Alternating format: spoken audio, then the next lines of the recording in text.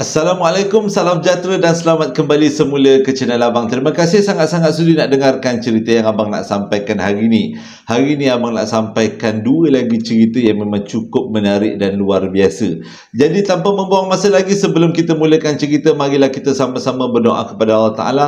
Semoga Allah panjangkan umur, murahkan rezeki, berikan kesihatan yang baik untuk kita semua dan permudahkan segala urusan kita dunia dan di akhirat. Amin ya rabbal alamin. Dan semoga Allah memberikan syurga buat mak ayah kita dan memberikan keamanan untuk kita satu dunia. Amin ya rabbal alamin. Jadi tanpa membuang masa lagi, Abang akan mulakan cerita kali ini, pengalaman yang menjadi iktibar dan hiburan kita semua, dengan a'udzubillahi minasyaitanirrajim, bismillahirrahmanirrahim. Minta perlindungan dulu dengan Allah Ta'ala. Cerita kali ini disumbangkan oleh Kak Amy, berlaku pada tahun 1992 dekat Parit, Perak. Pada waktu tu dia berumur 7 tahun. Sebenarnya ramai yang tanya Kak Abang, budak umur 7 tahun boleh ingat ke bang? Sebenarnya ada di antara kita yang mempunyai otak yang sangat cergas. Umur 7 tahun, 6 tahun, tapi boleh lagi ingat peristiwa-peristiwa yang berlaku pada waktu diorang kecil. Jadi tak heranlah waktu mereka kecil-kecil mereka boleh ingat apa yang berlaku. Begitu juga dengan cerita Kak Amy pada waktu ni. Dia betul-betul ingat pada waktu tu mak dia masih lagi ada, bapa dia dah meninggal. Jadi disebabkan bapa dia dah meninggal, dia cari tempat untuk bermanja. Dan tempat yang bermanja yang paling dia suka adalah atuk dengan nenek dia. Sebab dia kata atuk dengan nenek dia selalu manjakan dia. Memang sebagai seorang cucu begitulah gayanya. Ceritanya bermula bila dia selalu sekarang balik kampung dekat Perak tu. Dan kalau dia balik kampung bukanlah sehari dua, tapi dia tidur dekat kampung tu sekali sebab nak bermesra dengan atuk dengan nenek. Dan benda tu tak menjadi halangan untuk mak dia, sebab di samping anak dia, Kak Amy duduk dekat rumah atuk dengan nenek, mak dia boleh buat aktiviti, boleh bekerja, boleh buat sesuatu untuk tambahkan ekonomi keluarga. Jadi sewaktu Kak Amy duduk dengan atuk dengan nenek dia ni, berlaku banyak peristiwa yang seronok. Tapi di antara peristiwa-peristiwa yang seronok, ada satu peristiwa yang tak berapa nak seronok. Dan peristiwa yang tak berapa nak seronok ni pula terjadi sewaktu atuk Kak Amy meninggal dunia. Maksudnya waktu tu tinggal nenek dia saja. Kita panggil opah lah orang Perak. Tinggal opah dia aja pada waktu tu. Okay. Jadi bila arwah atuk dia dah meninggal, lagi keraplah Kak Amy datang balik ke kampung menjenguk opah dia. Sebab opah dia tinggal seorang-seorang. Tapi yang bagusnya pada waktu tu, disebabkan opah dia seorang-seorang dekat rumah tu, opah dia duduk dekat rumah, opah sedara dia duduk dekat rumah opah Kak Amy. Dengan kata lain, kalau kita bahasa yang mudah adalah adik kepada nenek dia duduk dengan nenek dia. Jadi orang Perak opah-opahnya lah kan. Itulah, walaupun nenek saudara dia, opah saudara dia duduk dengan opah dia. Jadi tetap jugalah Kak Amy kata dia seronok nak balik kampung, nak jumpa dengan nenek dia walaupun atuk dia dah tak ada. Nak manja-manjalah dengan nenek dia. Tak jadi masalah pun. Cucu kan, memang itulah neneknya, jadi hiburan lah nenek dia bila Kak Amy datang sebagai seorang cucu kan. Jadi ceritanya macam ni. Pada satu malam tu, waktu tu semua orang dah tidur. Tapi Kak Amy pada waktu tu, dia kata tahun 1992-93, rancangan dekat TV walaupun tak banyak, tetap juga menghiburkan. Kalau kita antara yang masih ingat lagi, benda yang paling best adalah blockbuster. Filem blockbuster yang akan ditayangkan pada hari Jumaat, hari Sabtu atau hari Ahad. Yang itu yang ditunggu oleh Kak Amy tiap-tiap malam, hujung minggu, setiap kali dia balik kampung. Tapi yang menjadi masalahnya adalah nenek dia ataupun opah dia, opah saudara dia, memang tak nak join dia tengok rancangan blockbuster, filem-filem blockbuster. Walaupun waktu tu Kak Amy masih lagi berumur 7 tahun, dia memang tunggu. Tak jadi masalah. Sebabnya dia memang biasa dengan rumah tu. Tengah-tengah dia tengok, waktu tu lebih kurang pukul 9 ke 10 malam. Kalau dekat kampung, pada zaman tu, 9 dengan 10 malam tu memang betul-betul dah cukup malam. Dan memang gelap gelita kalau kau tengok kat luar tu. Lebih-lebih lagi kalau jambannya jauh. Itu lagi memang sengsara. Jadi tengah-tengah dia tengok rancangan blockbuster dekat TV tu, tiba-tiba dia dengar ada orang baling pasir dekat atas bumbung. Mula-mula dia ingatkan budak-budak nakal yang sengaja nak dengki-dengki dia. Jadi dia buat tak tahu je lah, buat bodoh je lah. Teruslah menonton. Tapi bunyi pasir yang jatuh dekat bumbung dia, yang bumbung dia perbuat daripada zinc pula tu, makin lama, makin kuat dan makin banyak. Tiba-tiba nenek dia keluar daripada bilik dengan muka yang pucat lesi. Pada waktu tu, Kak Amy tak faham kenapa nenek dia muka pucat resi. Sebab dia nampak macam nenek dia betul-betul dalam keadaan yang takut dan rasa macam ada sesuatu yang pelik berlaku pada waktu tu. Jadi nenek dia mendekati Kak Amy dan Kak Amy pun tanyalah dengan nenek dia, "Nek, kenapa Nek bunyi macam ni Nek? Ada budak dengki kita ke? Ada orang baling-baling pasir dekat atas bumbung ke?" Nenek dia cakap, "Senyap. Ini bukan manusia. Tapi kalau Amy takut, Amy masuk dekat dalam bilik, tidur dengan opah." Maksudnya opah saudara dia lah. Tapi Amy kata tu okey. Amy tak takut. Amy okey. Amy nak tengok TV lagi. Dan pada waktu tu tiba-tiba sedang diorang habis je berborak berdua ni, bunyi pasir yang betul-betul kuat menghantam bumbung rumah diorang. Pada waktu tu Amy terkejut, nenek dia pun terkejut. Nenek dia terus berlari ke dapur dan ambil penyapu lidi dan nenek dia berlari ke rumah hadapan. TV diorang terletak di rumah tengah. Tapi nenek dia berlari ke rumah hadapan dan waktu tu Kak Amy ikut daripada belakang. Apa sebenarnya yang nenek nak buat? Nak ketuk benda orang yang baling pasir tu ke? Dengan penyapu. Tapi apa yang nenek dia buat di luar jangkaan. Nenek dia pergi menghadap tiang seri rumah yang terletak di antara ruang depan dengan ruang tengah dan nenek dia melibas penyapu lidi tu ke arah tiang seri sambil nenek dia berteriak, "Pergi kau daripada sini, pergi kau, jangan ganggu jangan ganggu aku dengan cucu aku, pergi kau daripada sini." Sambil dia bantai tiang seri tu. Lepas 10 kali nenek dia bantai tiang seri tu, barulah bunyi pasir yang menimpa bumbung rumah dia orang senyap macam tu aja. Waktu tu Amy pun kagum lah. Wah, nenek aku dah jadi bomoh rupanya. Jadi pada waktu tu Kak Amy tak tanya lagi dengan nenek dia apa benda sebenarnya yang bunyi macam tu. Jadi nenek dia kata, "Dah tak payah tengok TV lagi, jom kita masuk tidur. Takut nanti bunyi tu datang lagi." Jadi diorang dua beranak ni pun masuk dalam tidur. Esok paginya Kak Amy tanya dengan opah dia, apa sebenarnya yang berlaku. Jadi opah dia cakap, sebenarnya itu adalah makhluk daripada bukan alam kita. Mungkin dia tengok Amy masih lagi tengok TV, dia nak berkawan. Macam tu lah. Jadi bila dengar macam tu, Amy faham. Walaupun pada waktu tu umur dia masih lagi 7 tahun, dia faham yang datang menabur pasir pada malam tu adalah makhluk yang bukan manusia. Malam besoknya, macam biasa dekat TV ada rancangan best. Tapi kali ni bukan blockbuster lah. Ada cerita Hindustan pula waktu ni. Oi, memang tak boleh lepas walaupun umur 7 tahun. Memang rancak tengok cerita Hindustan pada waktu tu kan. Hindustan ni memang rancak-rancak semua kan. Jadi pada malam tu, Kak Amy pun bercadang lah nak tengok TV lah sekali lagi.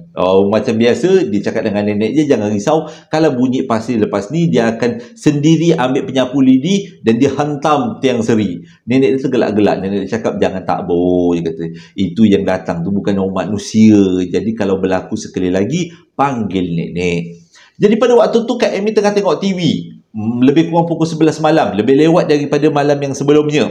Ni memang selang sehari tau. Bukannya selang 2-3 minggu tak. Memang semalam terjadi. Malam kedua ni pun jadi benda yang sama. Tengah-tengah Kak Amy tengok TV. Tiba-tiba bunyi pasir. Kali ini disertai dengan batu-batu pula. Dia main kasar kan. Dia berbatu, dia baling, pasir dia baling, kerongkang.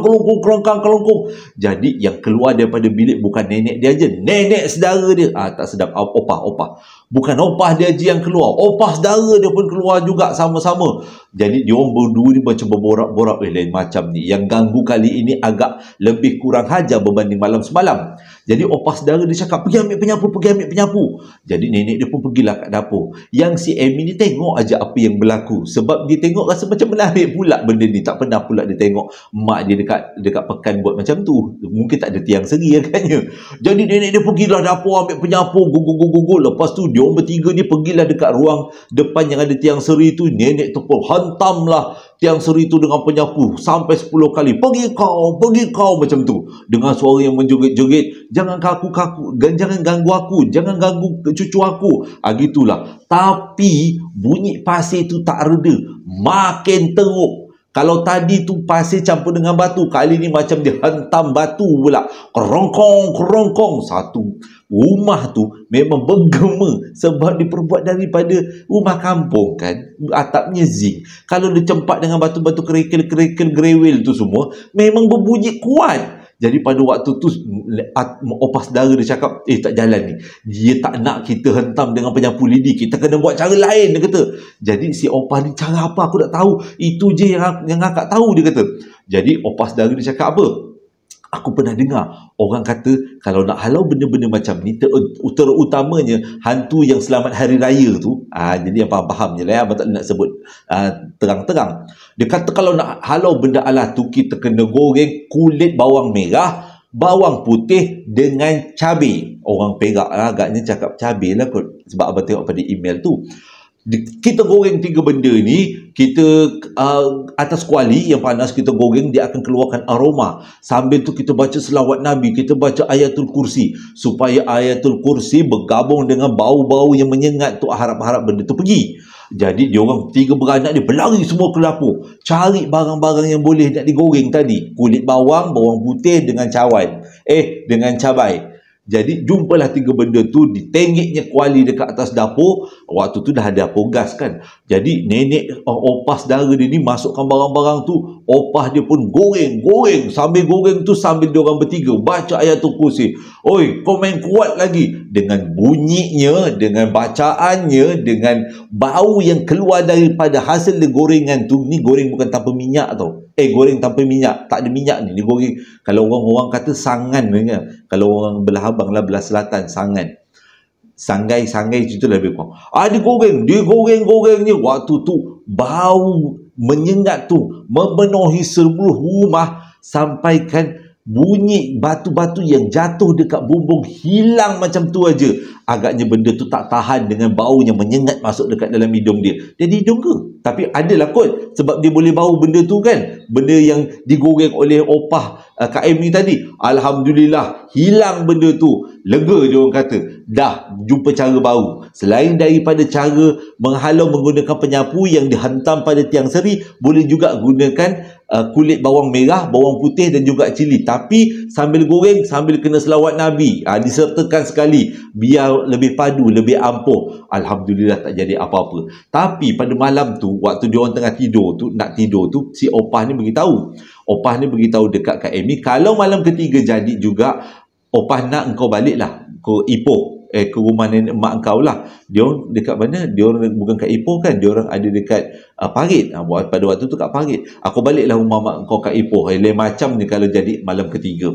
Tapi memang betul-betul seperti yang dijangka, malam ketiga kali ni bukan pasir, bukan batu, disertakan dengan kayu, disertakan dengan pohon-pohon. Bunyi berdentam-dentum dekat atas bumbung. Mujurlah bumbung tu memang betul-betul kukuh. Kalau tidak, bobos sampai ke bawah. Boleh, iyalah, bahayalah kan. Sebab memang dengar, bukan batu kecil, batu besar, bunyi macam daun bau, ranting-ranting, dihentamnya dekat atas bumbung. Agaknya dia marah malam sebelum tu. Opah bakar-bakar sesuatu sambil-sambil baca ayatul kursi. Dia punyalah menyengat hidung dia, rasa macam nak tercabut agaknya hidung dia. Itu yang dia datang kali kedua hentam macam tu. Jadi besoknya, kali yang ketiga malam tu, dia orang dah cuba 2 benda ni tapi tak jalan, iaitu pakai penyapu tak jalan, goreng-goreng tu pun tak jalan. Jadi malam tu dia orang pun selawat je lah. Entah macam mana, selang beberapa jam benda tu hilang macam tu aja. Jadi besok paginya, opah ni pun hantarlah Kak Amy balik ke rumah mak ayah dia dekat Ipoh. Jadi ayah dia, betul lah, mak ayah dia dekat Ipoh. Jadi sejak daripada tu Kak Amy cakap dia jarang-jarang balik kampung, sebab dia risau kalau dia balik kampung dia akan berhadapan dengan peristiwa yang pelik sekali lagi. Tapi ada sekali tu bila dia balik kampung, dia nampak sesuatu yang janggal lah, dia kata. Sebabnya sebelum dia balik ke kampung, opah dia dengan opah saudara dia berbincang-bincang, kita kena cari orang pandai ni, lain macam ni yang datang mengganggu. Jadi selang beberapa hari selepas Amy balik dekat Ipoh rumah mak dia, mereka sekeluarga balik semula ke kampung. Pada waktu tu Amy tanya dengan nenek dia, dah pergi mengubat ke, dah panggil orang pandai ke, pergi pagar rumah? Nenek dia kata dah.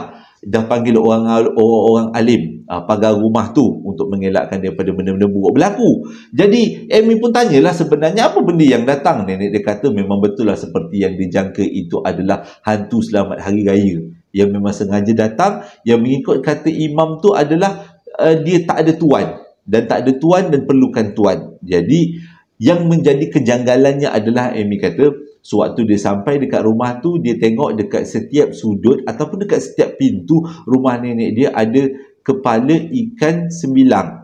Bila dia tanya nenek dia, kenapa gantung kepala ikan sembilang yang dah kering dekat pintu?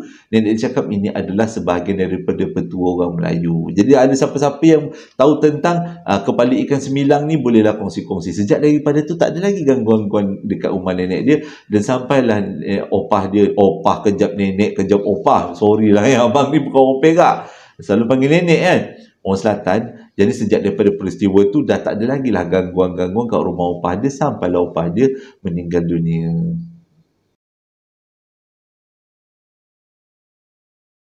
Cerita yang kedua ni masih lagi pengalaman Kak Amy. Kak waktu ni berlaku pada tahun 1999. Kak Amy dah kerja dah pada waktu tu. Dia kata seronok lah dia kerja kilang dekat Ipoh Perak. Tapi pada waktu kejadian bukan dekat Ipoh tapi dekat Shah Alam.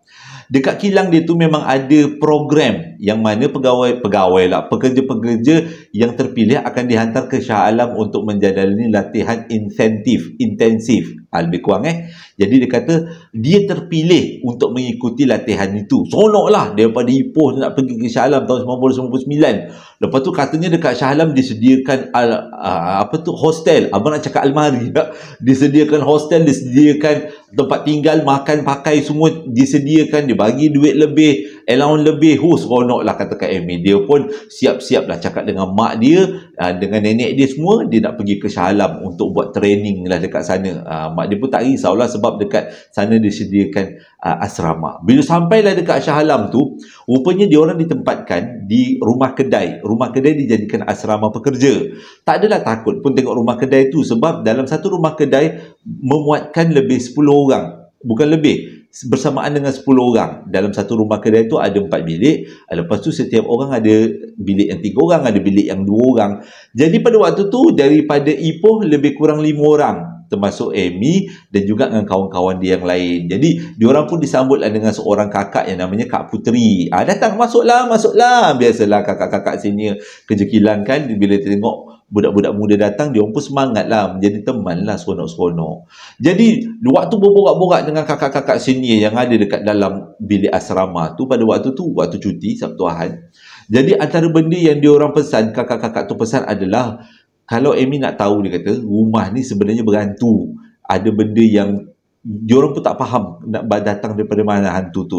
Dan benda tu boleh dikatakan biasa. Jadi bila dengar macam tu, mula-mula Amy rasa macam tak berapa nak takut. Tapi bila tengok kakak tu cerita gitu-gitu, bersungguh-sungguh, besar-besar matanya kan. Jadi dengan kata lain, seram juga ni. Lebih seram dia tengok kakak tu punya mata kau yang besar lagi, mengiyakan cerita. Tapi dia pun datang daripada Ipoh kan, ramai, tak adalah takut sangat. Dia kata okey je. Jadi malam tu dia orang tidur. Tengah-tengah dia orang tidur. Tengah sedap. Pada waktu tu lupa abang cakap. Pada waktu tu Amy dengan kawan dia aja yang tidur dalam bilik. Yang lain semua tidur dekat ruang tamu. Ramai-ramai. Dia berdua je tidur dalam bilik. Jadi tengah-tengah sedap tidur tu, tiba-tiba dia dikejutkan dengan bunyi orang perempuan menjerit macam nak meninggal. Wah! Agaknya macam tu lah. Dia pun terkejut juga. Dia pun bangun keluar daripada bilik. Pada waktu tu keadaan rumah memang betul-betul gelap. Dan dia pun nyalakan semua lampu. Dia tengok di antara kakak-kakak sini yang tidur dekat ruang tamu tu, ada seorang kakak sini yang dah duduk. Bukan baring, yang dah duduk. Jadi dia tanyalah dengan kakak tu, "Kak, kenapa kak?" "Aku kena hempap," dia kata. Nengok punya akak tu punya ekspresi macam dah biasa kena hempap. Jadi akak-akak yang lain tu dia kata, okey, dah dapat sekali hempap tu, tidurlah, dia takkan hempap kali kedua. Dia kata dia satu malam terjadi sekali je lah. Macam tu. Nampak macam akak tu seolah-olah macam tak kisah tau dia kena hempap, macam dah biasa. Bila besok paginya Amy tanyalah dengan kakak tu, "Akak tak takut ke, tak terkejut ke kena hempap?" Kata, "Kami kat sini duduk dah lama, memang biasalah, satu malam sekali lah sekurang-kurangnya ada antara kita yang kena hempap. Dia kena hempap dengan makhluk alam sebelah. Tak tahulah, mungkin mereka nak bergurau atau mereka nak berkawan. Alasan sebenar kenapa hempap-hempatan tu terjadi, tak pula dia beritahu. Dan kakak-kakak sini itu pun tak tahu. Cuma dia kata itu sebenarnya benda yang biasa. Sejak daripada malam tu, banyak kali kejadian hempap-menghempap tu berlaku, sampai kan Amy pun dah biasa terjaga tengah malam. Akibat daripada selalu sangat terjaga tengah malam tu, menyebabkan dia dengan kawan-kawan dia yang lain yang datang kononnya nak training, setiap kali datang kilang rasa ngantuk sangat, sebabnya tak cukup tidur. Kejap-kejap orang menjerit dah terbangun, kejap-kejap orang jerit dah terbangun. Jadi benda tu membuatkan dia rasa letih, rasa penat sangat. Ujung minggu tu dia berpakat dengan kawan dia, jomlah kita balik Ipoh lah, dah tak larat lah nak duduk sini. Tapi lepas ni dia orang kena balik juga dekat Shah Alam, sebab training tu belum habis lagi. Jadi ini ada sedikit cuti lah, cuti panjang sikit, ada cuti perayaan. Dia orang pun baliklah kampung. Amy pun jumpalah dengan nenek dia, dengan opah dia. Jadi dia ceritalah dengan opah dia apa yang berlaku. Sebab waktu tu opah dia tengok Amy, dia tengok macam letih sangat. Tu yang dia tanya, kenapa Amy muka macam pucat, letih ke main? Jadi Amy pun ceritalah yang dia tiap-tiap malam diganggu dengan orang hempap-hempap. Dia belum kena lagi, tapi kawan-kawan dia yang lain semua dah kena. Kakak-kakak sini tu semua dah kena, menjerit-jerit tengah malam. Sebabkan tu dia rasa letih sangat. Jadi nenek dia cakap, ni tu semuanya gangguan, kena banyakkan ibadah, banyakkan selawat. Ni nenek pun tulislah sesuatu dekat atas kertas. Ni surah nenek ambil daripada Al-Quran, nenek belajar dekat kelas agama, ada Pak Kiai ajar, nenek lah opah. Opah kejap nenek, kejap opah. Faham-faham je lah abang ni macam ni. Jadi opah dia pun cakap, inilah opah tulis, engkau hafal. Opah dah hafal, dia kata engkau hafal pula. Jadi sejak daripada dia hafal ayat tu, dah tak nampak lagi lah perkara pelik dekat rumah tu. Cumanya pada satu malam berlaku peristiwa yang memang susah nak dijelaskan. Tengah-tengah dia tidur, lupa abang nak beritahu, kali ni dia dah tak tidur dekat dalam bilik. Semua yang ada dekat rumah tu tidur dekat ruang tamu, untuk mengelakkan diorang terjaga ataupun kena hempap sorang-sorang kat dalam bilik. Kan bahaya kan. Jadi diorang ramai-ramai tidur dekat ruang tamu. Tengah-tengah diorang tidur tu, tiba-tiba Amy dengar dekat telinga kanan dia ni, macam dengar bunyi nafas yang terlalu kuat. Sampaikan helaan nafas tu dia boleh rasa dekat muka dia. Tapi pada waktu tu dia berat mata nak buka. Tapi dia macam berdoa lah, yang menghela nafas kuat-kuat ni adalah kawan yang tidur kat sebelah dia. Tapi walaupun dia tahu itu bukan kawan dia, tetap juga dia positif je lah. Kawan aku ni, dia bukan makhluk lain. Tapi cara benda tu bernafas macam seolah-olah dia kata bunyi macam harimau ataupun beruang yang bernafas dekat tepi telinga. Punyalah panas nafas tu, dan nafas tu sangat kuat.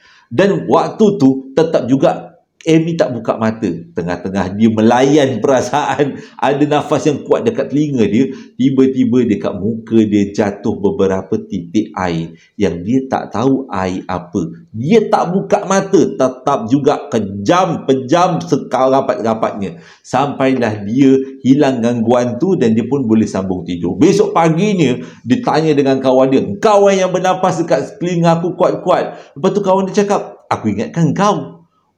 Dengan kata lain, engkau bukan yang bernafas, pun bukan aku yang bernafas, ada benda lain yang bernafas yang kacau kita. Jadi tanya dengan kawan dia, "Kau buka mata?" "Tak sanggup. Aku takut kalau aku buka mata terjongol depan aku macam tu, tak akan meninggal aku lepas tu, lebih baik aku tutup mata." Jadi dia tanya dengan kawan dia lagi, "Ada tak air jatuh dekat muka kau?" Dia kata tak ada. Tapi Amy ingat memang ada beberapa titik air jatuh, dan dia pun tak ambil selet bau ke apa benda ke tak, dibiarkan air tu jatuh dan dia kesat ke bantal tempat tidur dia. Itu je yang dia buat. Dia tak nak lah benda-benda yang pelik berlaku. Yelah, kalau kita tahu sesuatu nanti dia takut juga kan. Dan selepas kejadian tu adalah bagi kejadian-kejadian lain, tapi kebanyakan kejadiannya lebih kepada hempap-menghempap je. Itu je yang berlaku pada satu malam tu. Ini yang keras jugalah ceritanya. Tengah-tengah waktu tu dia orang kata dia orang balik daripada pasar malam. Malam tu ada pasar malam, jadi malas nak masak. Dia orang pun belilah ramai-ramai ke dekat pasar malam. Pasar malam tu pun tak jauh lah daripada tempat tinggal dia orang. Balik tu bawa lah banyak jagung bakar, kuih talam dua muka, seri lauk, segala macam lah benda yang dia nak makan. Anak-anak dara kan ramai-ramai nak makan, seronok lah kan makan ramai-ramai. Ada ayam pongging, ayam ayam tak apa-apa segalanya yang jual kat pasar malam. Bukan tak apa-apa segalanya, macam bermacam-macam juadah yang ada dekat pasar malam tu. Bawa lah ramai-ramai, pergi ramai-ramai 10 orang, balik pun 10 orang. Sampailah dekat rumah tu, masing-masing buka bungkusan, masing-masing makan. Masa lagi awal malam pada waktu tu, lebih kurang pukul 9 malam macam tu. Tengah-tengah dia orang makan, tiba-tiba lupa, abang ada cakap kat dia orang duduk dekat rumah sewa, rumah kedai kan ni, asrama dia orang rumah kedai. Jadi rumah kedai kan dia orang duduk dekat tingkat kedua tau, tingkat atas, bukan ground floor, tingkat pertama dan tingkat kedua. Jadi dia orang pun tengah-tengah makan, tiba-tiba dekat kawasan tangga, pintu masuk tempat dia orang punya asrama tu, dengar ada orang lelaki bagi salam, Assalamualaikum, Assalamualaikum gitu. Jadi pada waktu tu Amy yang dekat dengan pintu, dia pun nak dekat dengan kawasan tangga, dia pun pergilah ke kawasan pintu, nak tengoklah apa yang berlaku. Tapi waktu dia baru nak bangun, Kak Su, salah seorang kakak yang ada dekat situ, dah dulu angkat punggung. Tak apa Amy, akak pun belum start makan lagi, kau duduklah sebab tangan kau pun dah ada nasi-nasi. Tak eloklah kalau kau nak buka pintu nanti. Tak apa, akak yang pergi buka pintu.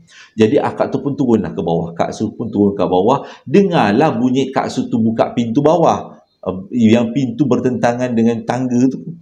Jadi bila Kak Su tu buka pintu macam tu, tiba-tiba Kak Su tu menjerit, Allahu Akbar, sekuat-kuatnya, yang menyebabkan semua yang ada pada waktu tu berhenti makan. Semua pergi dekat tangga, tengok apa yang berlaku. Tengok Kak Su tengah menggigil-gigil, tunjuk dekat pintu yang terbuka gitu macam tu. Jadi kakak-kakak yang lain terus turun ke bawah, peluk Kak Su, bawa naik atas. Lepas tu bagi minum air, tanya, Su, apa sebenarnya yang kau nampak? Tak, dia tak boleh nak cakap. Dia kata, aku tak boleh cakap, aku takut. Macam tu je yang Kak Su duduk berzikir. Maksudnya yang Kak Su cakap.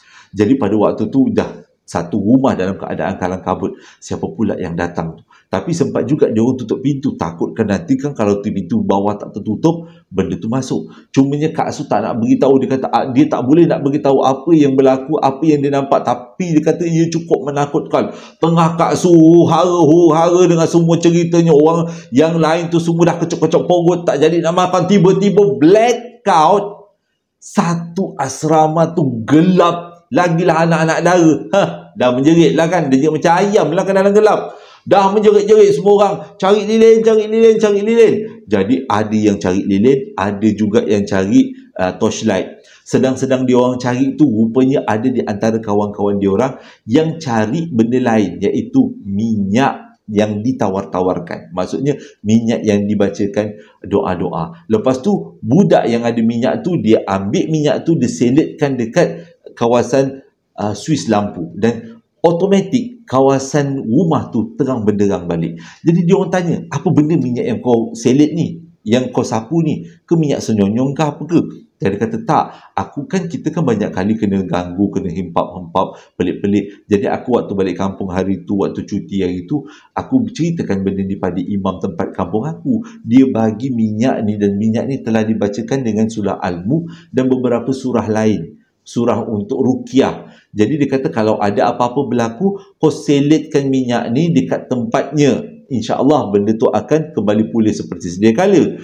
Tapi tak sangka pula benda tu berfungsi pada Swiss lampu. Walaupun dia kata bolehlah, logik jugalah kan, dia tak sangka terjadi pada Swiss lampu, dan berkesan pula kat Swiss lampu. Alhamdulillah, baik terang semula.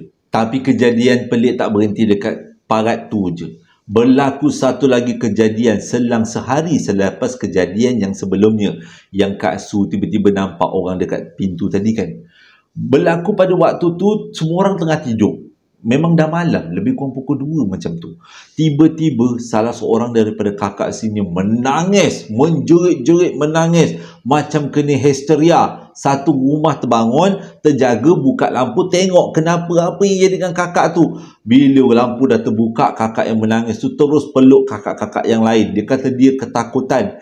Dan kenapa pula, kena hempap ke? Dia kata, tak, bukan kena hempap. Kali ni aku mimpi aku cukup menakutkan. Aku nampak dekat dalam rumah kita ni ada seorang benda, bukan seorang, satu benda yang bentuk tubuhnya sangat besar, tinggi, matanya hitam, bolong warna putih merah. Dia mempunyai lidah yang sangat panjang, yang dia suka jilat kita semua. Dan pada masa yang sama, dia jilat tong-tong sampah dan bilik air kita. Aku nampak betul-betul dekat dalam mimpi tu. Bila aku tengok dia seolah-olah nampak yang aku nampak dia.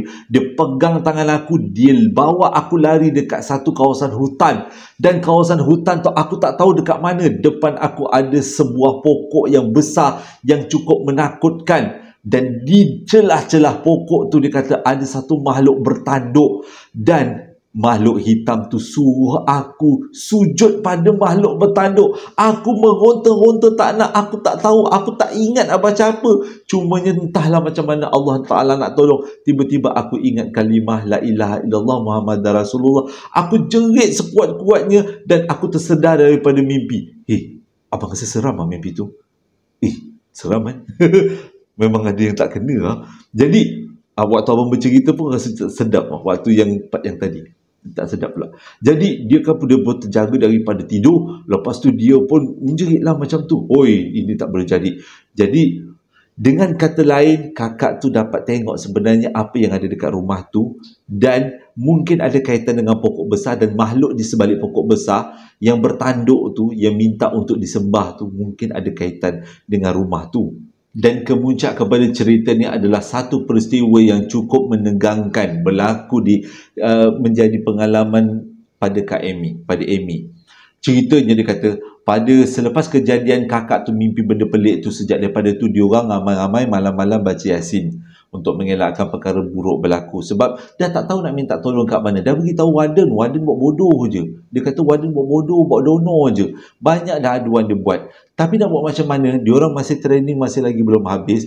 Waktu 3 bulan masih lagi belum tamat. Dan kejadian yang terakhir ni adalah kejadian pada bulan terakhir Amy ada dekat asrama tu sebelum dia dihantar balik ke Ipoh.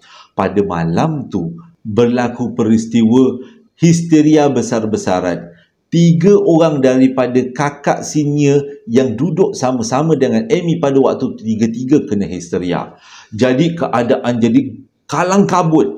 Sebab diorang duduk dekat rumah tu 10 orang. 3 dah kena histeria. Yang lain tu adalah yang muda-muda lagi termasuk dengan Amy. Kakak sini dah tak tahu nak buat apa. Dah baca surah, dah apa, ruqyah, dah azan. Tak jalan. Yang 3-3 orang ni berguling gelantang, menangis-nangis. Dah huru-hara. Jadi 2 orang daripada kakak senior pergi keluar daripada asrama menuju ke pondok telefon. Tujuannya adalah nak telefon warden supaya warden datang, bawa ustaz ke, bawa apa ke, yang penting buatlah sesuatu. Jadi bila kakak senior tu keluar, Amy dengan kawan-kawan dia yang berhadapan dengan 3 orang kakak yang tengah huru-hara menjerit-jerit tu. Jadi waktu tu diorang berkumpul lah. Ada 5 orang kan. Diorang berkumpul, rapat-rapatkan badan, tengok kakak 3 orang tu tengah bergulit gelantang, kena histeria. Tiba-tiba salah seorang daripada kakak yang badannya agak besar dengan rambutnya yang menggeriting, dia bangun, dia hulurkan tangan seolah-olah dia nak cekik Amy dengan kawan-kawan dia. Amy dengan kawan-kawan dia huru-hara turun tangga, pergi dekat pintu utama, nak keluar daripada asrama. Sebab dia orang tinggal dekat tingkat 2 kan. Berlari kat tangga sambil menjerit. Sampai dekat pintu, diorang cuba buka pintu. Rupanya pintu tu dah bermangga. Kakak 2 orang kakak yang pergi cari pondok telefon, kononnya nak telefon warden tu, diorang sebenarnya dah mangga daripada luar pintu asrama tu. Jadi Amy dengan kawan-kawan dia dah menjerit-jerit dekat depan pintu tu, tolong. Sampai ke ramai orang-orang yang duduk berdekatan dengan taman perumahan tu datang dekat depan pintu tu nak nyaksikan apa benda pula anak-anak dara ni menjerit. Yang 5 orang tu tolong dah menangis. Dia orang semua tak berani nak pandang ke belakang. Tiba-tiba entah macam mana salah seorang daripada dia orang pandang ke belakang dan menjerit, "Weh, kakak tu ada kat belakang kita, dia nak cekik kita." Kita teruk lah. Semua dah menjerit-jerit sambil mengedang-gedang pintu, geril cuba untuk buka. Jadi adalah beberapa orang yang datang cubalah untuk buka, cuba untuk ompil mangga yang dah dilokkan dekat pintu tu, sambil anak-anak dara dah menangis lah. Amy dah menangis lah. Dia kata kakak yang 3 orang kat belakang tengah histeria tu turun tangga perlahan-lahan macam zombie dengan tangannya menghalalkan ke depan seolah-olah macam nak mencekik. Macam cerita seram kan. Jadi pada waktu tu cukup getir. Bila kakak yang histeria tu dah nak dekat dengan diorang, barulah 2 orang kakak yang tadinya cari pondok telefon Sampai dekat depan pintu, dia buka grill pintu tu dan anak-anak dara 5 orang ni berterabur keluar daripada asrama, dan 3 orang kakak yang histeria tu pun ikut juga keluar dalam keadaan berlari. Tapi masih lagi histeria. Orang-orang ramai yang datang menyaksikan peristiwa tu, masing-masing pegang 3 orang kakak tu, pergi letak dekat kawasan lapang. Entah macam mana, adalah, yalah, memang dah diaturkan dan ditakdirkan Allah Ta'ala kan. Rupanya di antara orang-orang yang datang tu ada seorang uncle Cina, dan uncle tu adalah bomoh. Jadi uncle tu ambil beberapa helai lalang yang ada dekat sekitar tu dan dia buat perubatan. Tapi benda tu tetap juga tak reda, sampailah warden datang dengan ustaz. Ustaz tu buat ruqyah 3-4 kali. Akhirnya barulah 3 orang kakak tu hilang daripada histeria dia. Maksudnya kembali pulih seperti sedia kala. Menangis-nangis diorang berlima-lima waktu tu, seolah-olah macam kena kejar dengan zombie. Dia kata bila turun tangga, tengok kat belakang kakak tu tengah turun tangga gitu-gitu dengan tangannya menghala ke depan seolah nak mencekik. Hara dia pada waktu tu. Besok pagi pihak pengurusan kilang hantar diorang semua balik ke Ipoh. Tak habis diorang training. Tak sempat, ada lagi seminggu lagi sebelum training habis. Tapi untuk mengelakkan daripada perkara buruk berlaku, diorang dihantar ke Ipoh dan asrama tu dikosongkan. Diorang tak tahu apa jadi selepas tu. Sebab pada waktu tu tahun 99 belum ada handset lagi. Kalau ada pun handset yang besar-besar macam tu kan, ataupun yang belum, yang bukan yang jenis kecil-kecil yang mudah digunakan atau yang murah, mudah dibeli. Dia kata masih lagi belum ada komunikasi yang baik. Jadi tak tahulah terjadi apa dekat asrama tu. Tapi katanya asrama tu selepas peristiwa tu dikosongkan. Punca kenapa asrama tu jadi macam tu tetap juga tak ada siapa yang tahu. Tapi tetap ia menjadi satu peristiwa yang cukup mengerikan bagi Amy.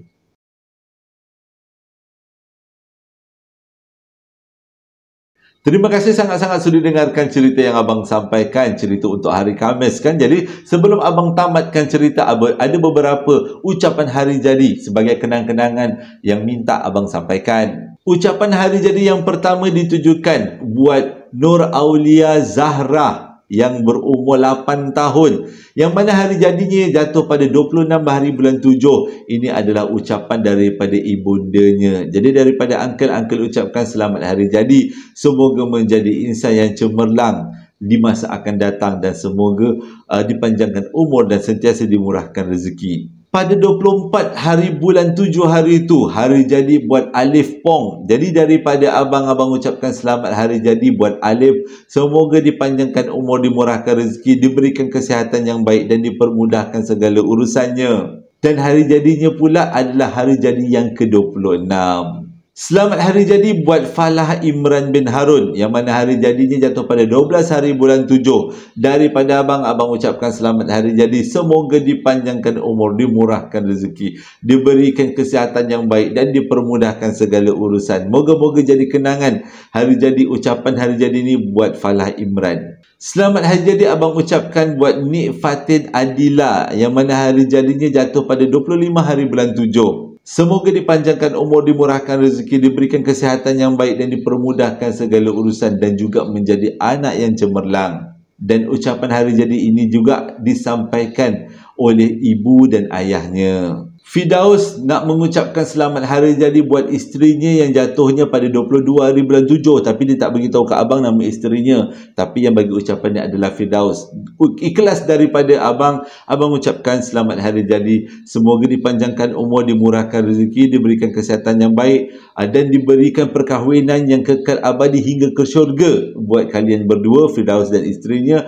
Dan semoga cepat menimang anak. Dan yang terakhir, selamat hari jadi buat Cikgu Suhaila, yang mana hari jadinya jatuh pada 24 hari bulan 7. Selamat hari jadi Cikgu. Terima kasih menjadi cikgu yang mendidik anak bangsa. Besar maknanya, besar jasanya Cikgu. Jadi sempena hari jadi ini saya ucapkan selamat panjang umur, dimurahkan rezeki, diberikan kesihatan yang baik dan dipermudahkan segala urusan. Terima kasih sangat-sangat sudah dengarkan sekali lagi cerita yang abang sampaikan. Hingga berjumpa lagi dalam 2 hari akan datang. Assalamualaikum warahmatullahi wabarakatuh.